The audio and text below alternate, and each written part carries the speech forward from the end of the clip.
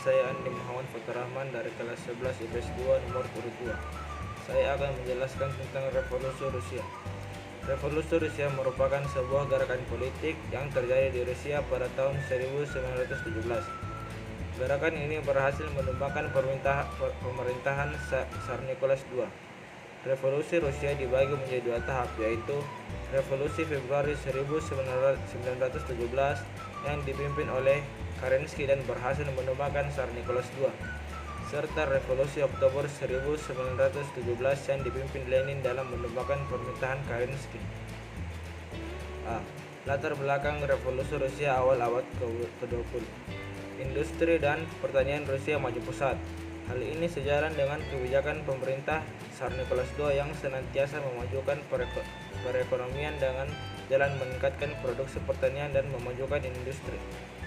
Tahun 1898, George Plekhanov mendirikan Partai Sosialis Demokrat dengan programnya yang moderat, yaitu persamaan dalam hukum, kemerdekaan pers, berbicara, serta perbaikan nasib buruh dan petani.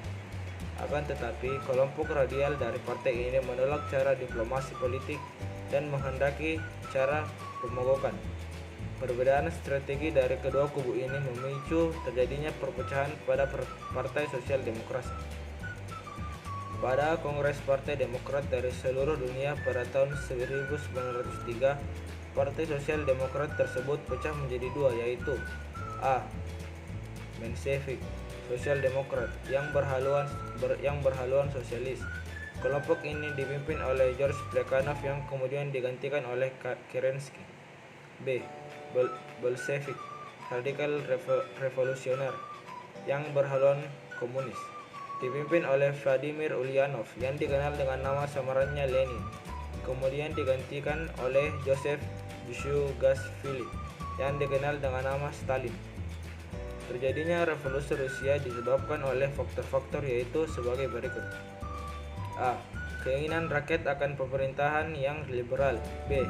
Kekecewaan rakyat terhadap pemerintahan reaksioner dari Tsar. C. Tuntutan tentang perbaikan nasib kaum buruh dan tani. D. Kekalahan Rusia dalam Perang Rusia-Jepang tahun 1905 melemahkan pemerintahan Tsar sehingga kaum revolusioner berani memberontak. B. Dalamnya revolusi Rusia.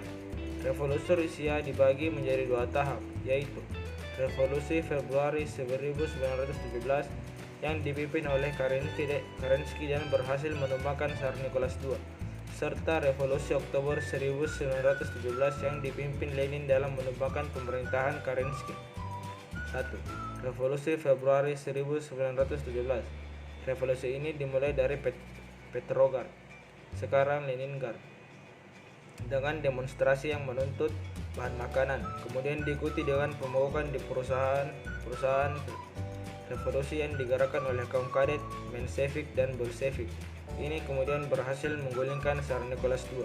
Tampak pemerintahan dikendalikan oleh kaum kadet dengan bentuk pemerintahan sementara. Serangan besar-besaran terhadap Jerman dalam Perang Dunia I segera dilangsungkan, namun gagal. Hal inilah mengakibatkan hilangnya kepercayaan rakyat terhadap pemerintahan Menshevik. Kesempatan ini digunakan dengan baik sebaik-baiknya oleh kaum Bolshevik untuk menyusun kekuatan guna merebut pemerintahan. Yang kedua, Revolusi Oktober 1917. Kaum Bolshevik yang semula telah mempersiapkan diri dengan mengadakan wajib militer kepada para pekerja yang kemudian menjadi pengawal merah, di bawah pimpinan Trotsky, siap untuk merebut kekuasaan. Revolusi dimulai di Petrograd lagi di bawah pimpinan Lenin yang menyerukan untuk mendirikan Republik Soviet. Angkatan Darat dan Angkatan Laut di Petrograd memihak Lenin. Pada tanggal 25 Oktober 1917, pemerintah Menshevik di bawah pimpinan Kerensky berhasil digulingkan. Kaum Bolshevik akhirnya berhasil memegang tumpuk pemerintahan baru Rusia. C.